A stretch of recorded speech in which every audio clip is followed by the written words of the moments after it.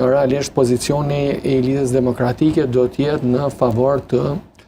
propozimit për Vjosa Osmanin për një mandat të dytë presidencial. Për shkak të besoj që këta e kanë një plan brenda tyre që të vazhdojnë me këtë qëndrim në kuptimin asaj që Vjosa Osmani ta ketë një mandat dytë. Në fakt edhe si që potencoj edhe zema i LTK-s kërkojnë marrëveshje politike për këtë. Mund ketë edhe marrëveshje politike, nuk e përjashtojmë atë mundësinë, po ideja është që nëse nuk zgjedhet presidenti deri me datën 4 mars, kur përfundon edhe afati kushtetues, automatikisht vendi duhet shkojë sërish në zgjedhje, edhe një proces i ri dhe kaq i shpejt zgjedhor do ta gjejë LDK-n në një situatë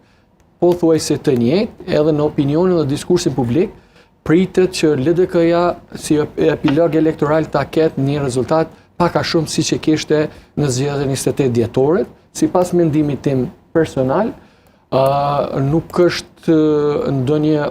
nuk pritet ndonjë befasi e madhe për të mirë me rezultatin e LDK-s, kështu që